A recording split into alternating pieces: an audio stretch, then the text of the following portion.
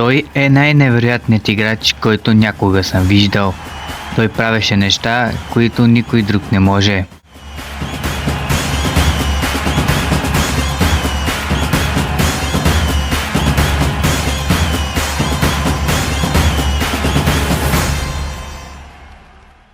Роналдо Луиш Назарио де Лима е роден на 22 септември 1976 г. в бразилският град Рио де Жанейро. Детството му преминава на улицата, където той непрестанно играе футбол. В едно интервю майка му дори казва: трябваше да е на училище, но винаги бе в квартала с топка в краката.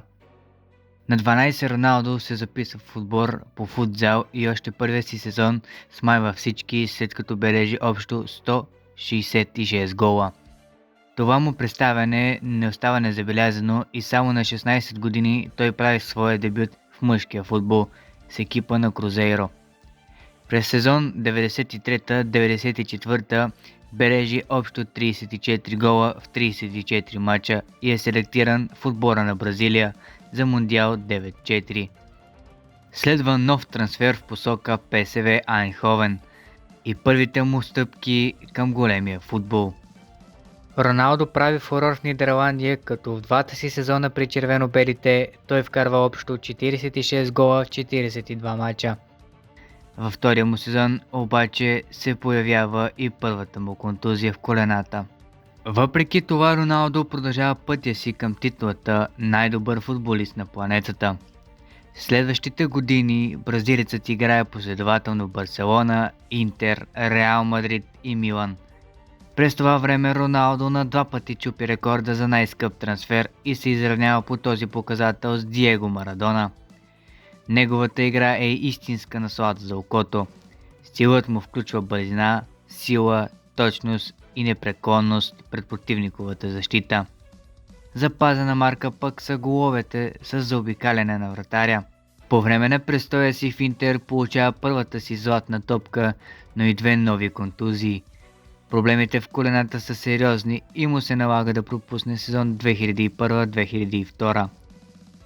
Въпреки това, Роналдо взима участие на Мондиал 2002, става голмайстор на турнира и дори бележи двата гола за Бразилия в финала. В края на годината получава и втората си златна топка. През лятото на 2002 срещу 46 милиона той преминава в галактическия отбор на Реал Мадрид.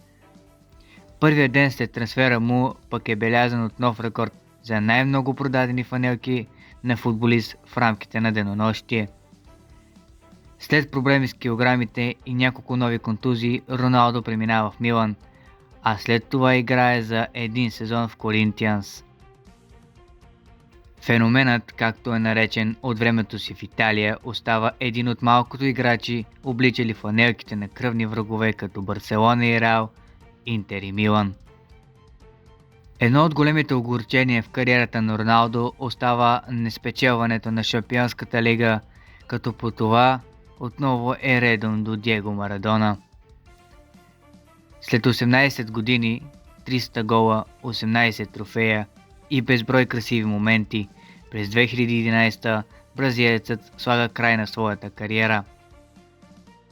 Роналдо Луиш Назарио де Лима остава в историята като един от най-впечатляващите нападатели, раждали се някога. Неговата игра и харизма пък го правят любимец на не едно, а на няколко поколения.